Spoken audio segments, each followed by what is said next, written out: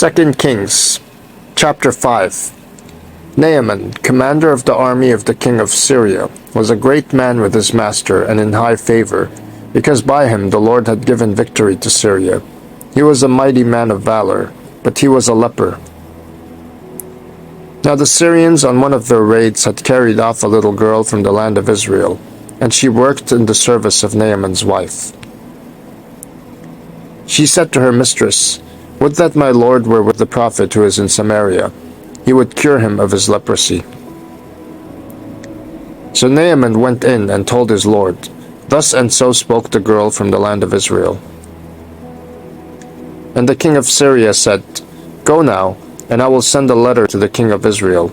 So he went, taking with him 10 talents of silver, 6,000 shekels of gold, and 10 changes of clothing. And he brought the letter to the king of Israel, which read, "When this letter reaches you, know that I have sent to you Naaman, my servant, that you may cure him of his leprosy." And when the king of Israel read the letter, he tore his clothes and said, "Am I God to kill and to make alive, that this man sends word to me to cure a man of his leprosy? Only consider and see how he is seeking a quarrel with me." But when Elisha, the man of God, heard that the king of Israel had torn his clothes, he sent to the king, saying, "Why have you torn your clothes? Let him come now to me, that he may know that there is a prophet in Israel." So Naaman came with his horses and chariots, and stood at the door of Elisha's house. And Elisha sent a messenger to him, saying, "Go and wash in the Jordan 7 times, and your flesh shall be restored, and you shall be clean." But Naaman was angry and went away, saying, "Behold, I thought that he would surely come out to me, and stand and call upon the name of the Lord his God, and wave his hand over the place, and cure the leper. Are not Abana and Pharpar, the rivers of Damascus, better than all the waters of Israel? Could I not wash in them and be clean?" So he turned and went away in a rage. But his servants came near and said to him, "My father, it is a great word the prophet has spoken to you. Will you not do it? Has he actually said to you, 'Wash and be clean'?"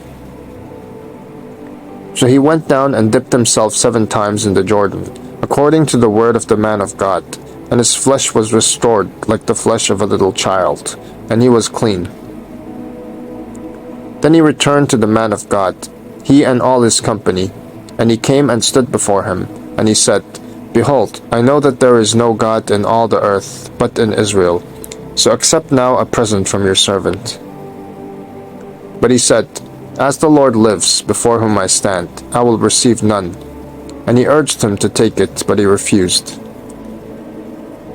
Then Naaman said, "If not, please let there be given to your servant 2 mule loads of earth. For from now on, your servant will not offer burnt offering or sacrifice to any god but the Lord. In this matter may the Lord pardon your servant. When my master goes into the house of Rimmon to worship there, leaning on my arm, and I bow myself in the house of Rimmon, when I bow myself in the house of Rimmon, the Lord pardon your servant in this matter." He said to him, "Go in peace." But when Naaman had gone from him a short distance, Gehazi, the servant of Elisha, the man of God, said, "See, my master has spared this Naaman the Syrian, in not accepting from his hand what he brought. As the Lord lives, I will run after him and get something from him." So Gehazi followed Naaman, and when Naaman saw someone running after him, he got down from the chariot to meet him, and said, "Is all well?" And he said, "All is well. My master has sent me to say, there have just now come to me from the hill country of Ephraim 2 young men of the sons of the prophets. Please give them a talent of silver, and 2 changes of clothing." And Naaman said, "Be pleased to accept 2 talents. And he urged him, and tied up 2 talents of silver in 2 bags, with 2 changes of clothing, and laid them on 2 of his servants, and they carried them before Gehazi. And when he came to the hill, he took them from their hand, and put them in the house, and he sent the men away, and they departed. He went in and stood before his master, and Elisha said to him, Where have you been, Gehazi?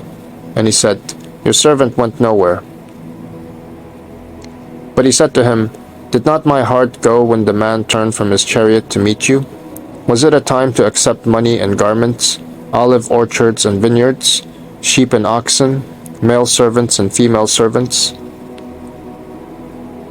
Therefore the leprosy of Naaman shall cling to you and to your descendants forever. So he went out from his presence a leper like snow.